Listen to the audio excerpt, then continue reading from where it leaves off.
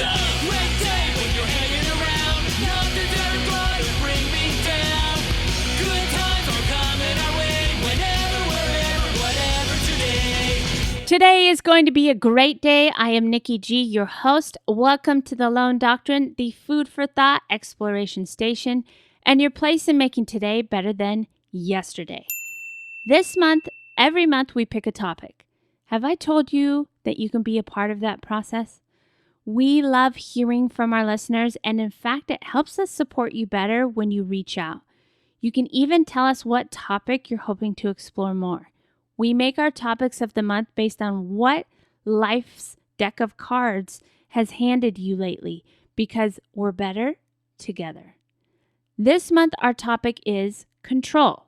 We've been exploring the type of control in our lives that allows us to see the difference between what we can control and what's out of our control.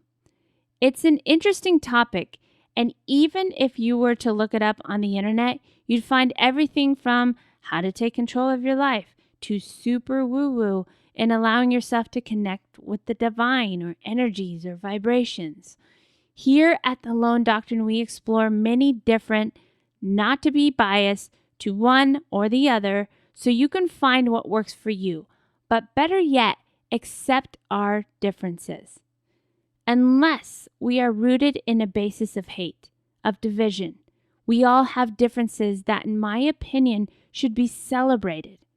Just because someone likes one type of ice cream or dairy-free ice cream over the other, it doesn't make them a bad person. The point is, the more we learn to listen to each other and listen to one another, the better we can accept and celebrate our differences. Okay, there's my rant for the week. Control, the topic of the month. I encourage you to listen to the episodes starting at the beginning of the month because they all work together in understanding the topic and where you can start to take practical and actionable ideas to stay on the right track. Let's look at both sides of the spectrum. In taking control of your life, some may say developing greater agency can help you make important life decisions and feel less overwhelmed, stuck, and lost. Then on the other side, our society places value on staying in control and creating a life that is always organized, structured, and planned. It's a practice that can leave you stressed and depressed. If you learn how to meditate, practice awareness, and love more, it can help you be free. Those are very brief descriptions, but what side do you feel most pulled towards? Or are you somewhere in the middle? The fact is you can be both. You can be some of one and more of the other, and all in between. Most of us live in a society that makes us choose. We have to choose a sports team to root for. We got to be on one side of the fence or the other. We have to be one style or the other. We as people have created all these boxes. And if you don't fit in, you're weird or you're an outcast, or sometimes you end up being really famous. Life is strange, but you are awesome. The first step in understanding control for yourself is your willingness to explore where your beliefs are, where you stand, and to be honest with yourself. So let's look at tips for both sides of the spectrum. There is from The Greater Good magazine, which is a science-based insight for a meaningful life. These are some tips to feel more control of your life. For many of us, the pace of life has accelerated to a level where we can't fully adapt. We exist in a buzz of worry that we're not doing what we're meant to do, and the anxiety we feel in turn makes it difficult to get things done, creating a spiral of inaction. What we need is more agency, the ability to cut through all of what pulls at us, find emotional and physical balance, and think more clearly and advocate for ourselves so we can take a course of action that makes sense. So here's some food for thought. Some ways to feel more in control of your life. Control stimuli. Agency begins with what you let into your mind, meaning what comes in from your environment. If you are lacking agency, it's likely your attention is being hijacked and you need to figure out how to restore it. Associate selectively. It's impossible not to be affected by those around us. It's easy to catch their emotions, for example, and our brains tend to sync up when we associate with other people. That means you should set boundaries with difficult people, disentangle yourself from negative online interactions, and be more conscious of how you might be vulnerable to groupthink, pressures, or behave or think in ways that are contrary to your values. How about position yourself as a learner? People with high levels of agency are continually learning more and expanding their capacity to learn by adopting a more open, collaborative approach to everything in life. This requires nurturing your curiosity and allowing yourself to explore new ideas, skills, and people, like tuning into the Lone Doctrine. Check your intuition. Think of intuition as a deep inner knowledge that is comprised of millions of data points that our brains have observed over the course of our lives. When used wisely, it can be a tremendous boost to our creativity and help us make important decisions, thereby increasing our level of agency. Deliberate, then act. People with low agency experience common impediments while trying to make sound decisions. They may procrastinate, obsess over details, or worry excessively during the process.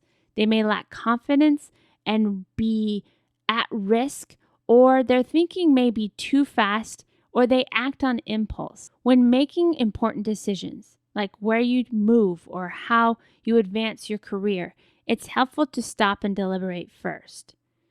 Put yourself in an environment conducive to reflection and exploration, and make sure you have time and your emotions are calm. Then focus on the issue at hand enough to clarify your primary objective and what is at stake. Asking open-ended questions and gathering pertinent facts also helps. Having more agency means taking responsibility for your life. The next time you sense something happening around you or within you that doesn't feel quite right, don't ignore it and reflectively press on. Exercise the discipline to stop, pay attention, and work on finding a better path for yourself. By practicing more agency, you'll have more influence over your life and a greater impact on the lives of others. Then we explore the other side, and here's some tips on how to release control and trust the universe. Trying to control the world around you may seem like a fruitless pursuit. While you chase it, others around you may seem well organized, like a picture of control. While life may seem to fall right in line for some people, this doesn't mean they have control.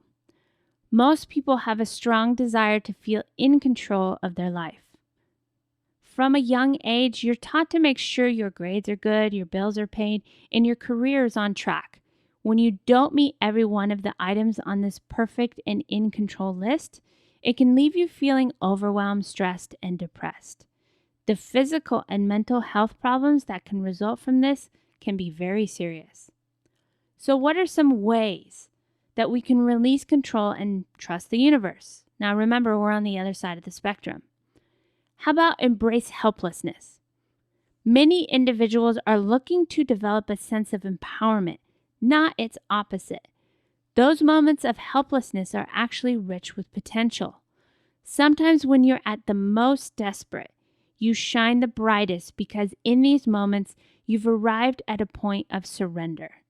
This occurs when you realize that whatever you're up against is too big to face alone. When you come to this conclusion voluntarily by asking and allowing, you're no longer helpless. You are embracing this truth from an empowered viewpoint, not as a victim. It is then you get to consciously draw on the greatest force there is, simply by letting go of the struggle and asking. Release what you cannot hold. Most of us live in a state of reaction. The world is reacting to the coronavirus. Now, how can we release and respond? Your sense of control relates on how much of a handle you have on things you think you have. You probably already know what a self-deceiving concept this is. What is control? Is it really just how well or fast one is able to react, or what we can't control? Enlightenment follows once you release this sense of control. According to some ancient wisdom traditions, you truly don't know what will happen in the next 5 minutes of your life. As a part of your growth process, try to learn to relax and let go of your control. While you may be in control of yourself on some level, your life is not meant to be micromanaged. Allow yourself to experience with wonderment. Let yourself be bewildered by the unknown. You may find the unknown is more favorable than a tight hold on life. You already know what you know. Why not experience something new and potentially beneficial? Listen to your intuition. There's a similarity on both sides of the spectrum. Your intuition is an inner guidance system for your life. Since it comes from a higher, more subtle part of your consciousness, it is often ignored, unheard, or misinterpreted.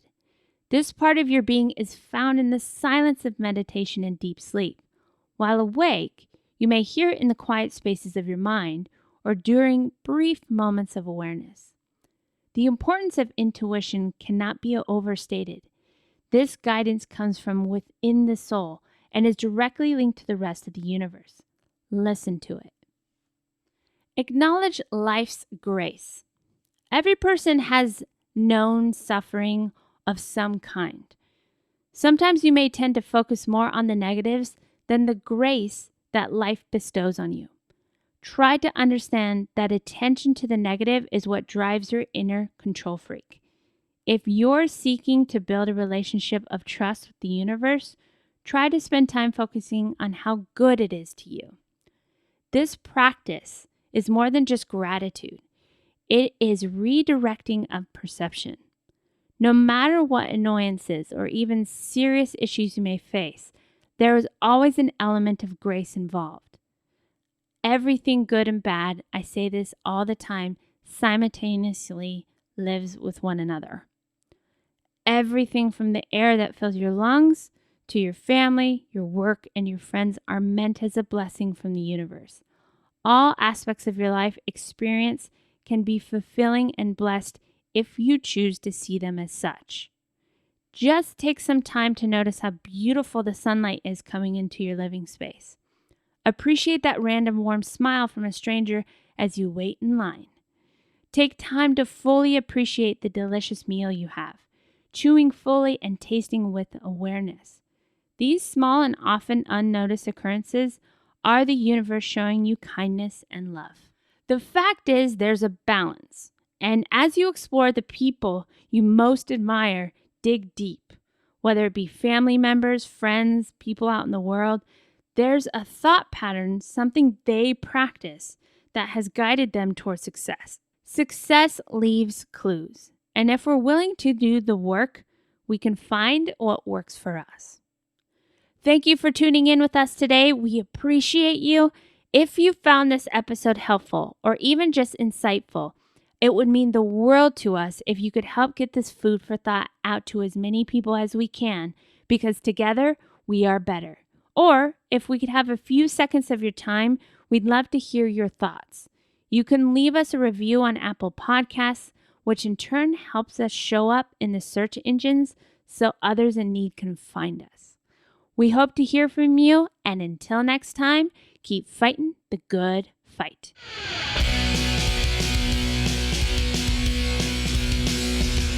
It's a great day when you're hanging